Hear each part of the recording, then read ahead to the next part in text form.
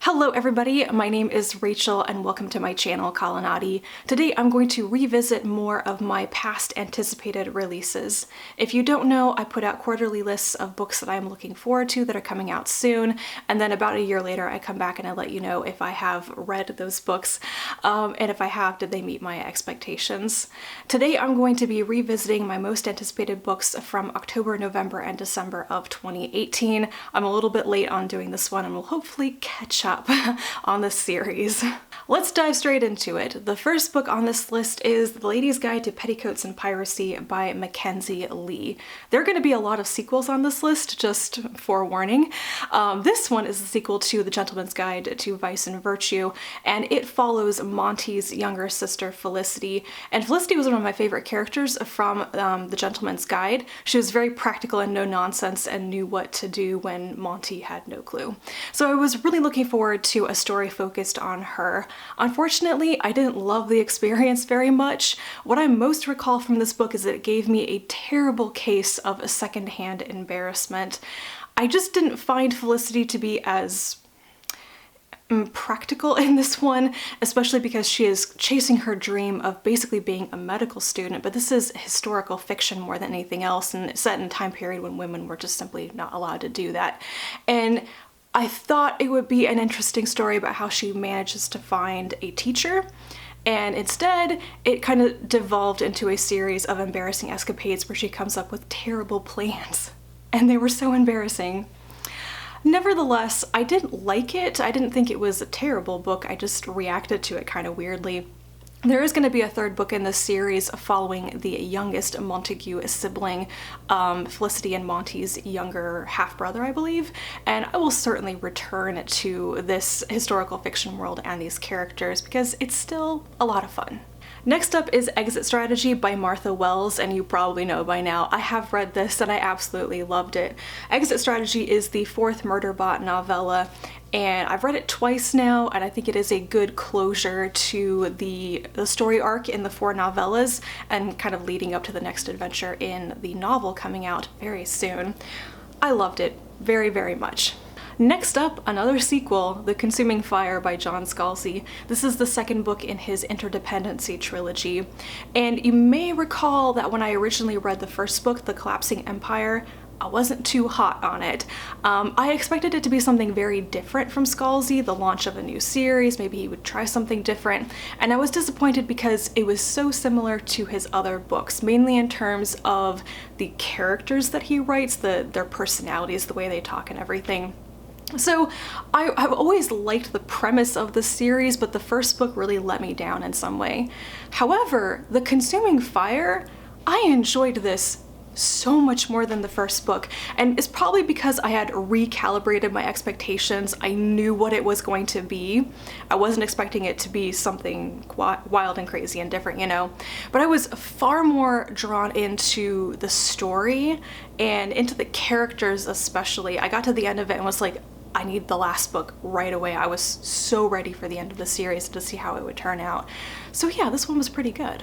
Wundersmith, The Calling of Morrigan Crow by Jessica Townsend. This is the sequel to Nevermore, which is one of those kind of breakout middle grade novels that a lot of people were comparing to Harry Potter when it first came out.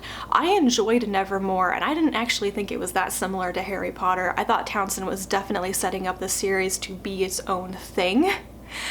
And Wundersmith was even better than Nevermore. I think this is when the series and the ideas and the magical school and all the characters really came into their own, and I loved it. It's pretty rare for me to give a middle grade novel 5 stars these days. I mean, I don't actually read that much middle grade anymore, but this one did everything I wanted it to do. I thought it was perfect, basically. Now for pretty much the only disappointment on this list, Red Moon by Kim Stanley Robinson. I tend to forget that he even wrote this book. I think it is achingly mediocre.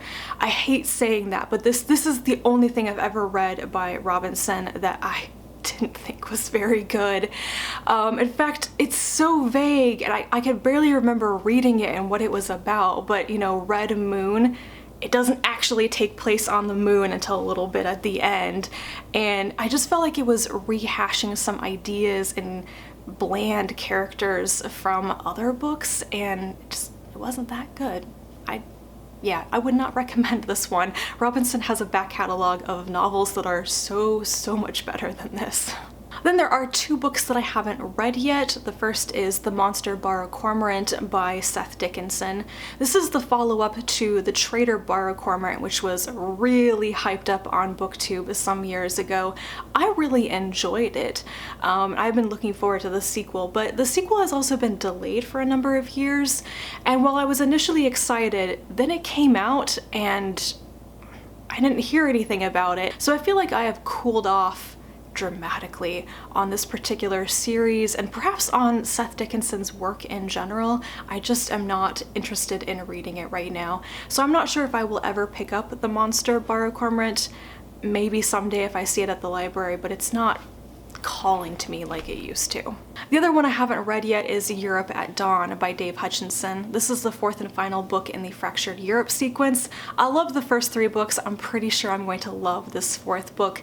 No particular reason why I haven't picked it up yet. Probably because I have it on ebook and I keep forgetting that I have it on my Kindle. But I'm pretty sure I'm going to love this one whenever I eventually get around to it. Next up is kind of a weird book, Unholy Land by Lavie Tidhar. This is like noir alternate reality about what if Israel had been established in Africa. It's based on something that actually happened. Apparently there was like an expedition to Africa, I want to say near Kenya, to see if there was a place to establish Israel, and they ultimately decided not to.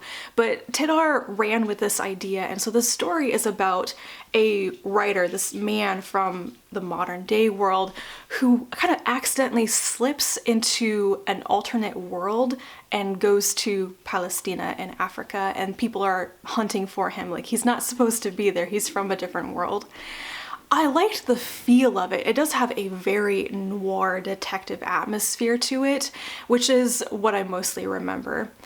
However, I listened to it on audiobook, and I remember thinking that there were just some like switches between dialogue and internal monologue or scene changes that I got confused because the audio doesn't have the formatting context that an actual book has, like italicized for an internal monologue, or, you know, a page break for moving to a different scene. So I kind of got confused a bit while listening to it. I think it would perhaps be better read in print. It was an interesting book, even if I don't think I really grasped everything that Tidhar was doing in the novel, because I frankly don't know that much about the history of Israel, but it was certainly an interesting idea. Veta Nostra by Marina and Sergey Dyachenko, translated into English by Julia Meitov Hersey. I took my own sweet time in eventually reading this novel. So many people came to me and recommended it and said, "Rachel, you have to read this. It's just so atmospheric. It's such good fantasy." And then I finally read it and everybody was right. This has got to be the most unusual fantasy novel I've ever read that combines a kind of different concept of language and like language as magic, but also people as language. It's mind-bending. But I got to the end of it and thought, oh my gosh, I could reread this and pick up on so many more clues about what was actually going on. It was really good, like thoroughly original, I would say. Definitely recommended for people who enjoy kind of a linguistic context in their fantasy. The penultimate book on this list I haven't read yet, and that is The Dark Days, Deceit by Alison Goodman. This is the 3rd, and as far as I know, final book in her Dark Days Club series. I actually don't know if this is categorized as adult fantasy or YA fantasy. I've seen both, and I tend to think of it as adult fantasy, and I believe it's set in the Regency era. I loved the first 2 books and kind of forgot to read the 3rd one. I've checked it out from the library a couple times and just never read it before it was due back. This happens a lot in my life, actually. I still very much want to read this book. The 2nd book ended at a point, almost like a cliffhanger, where I was just like, oh my god, I need to know what happens next. There's even a bit of a love triangle in it that I don't object to. I thought it was really interesting.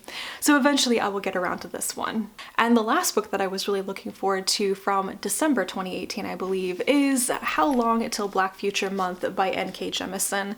This is her collection of short stories. I think it includes every short story stories she had written up to this point when it was published in 2018, and I loved it. There were so many good stories in this and a really broad range of stories, fantasy and science fiction. It's like, I don't think she ever repeated herself.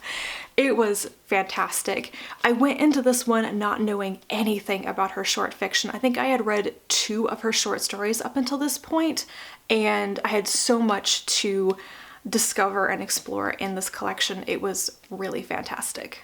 And those are all the books that I was most looking forward to from October, November, and December of 2018. It turns out it was a pretty good batch and I read most of them. So let me know if you have also read any of these. What did you think of them? Leave me a comment down below. I will hopefully come back with another installment in the series very soon because I need to catch up a little bit on past releases. But anyway, thank you very much for watching. I'll be back to talk to you again soon, and until then, bye.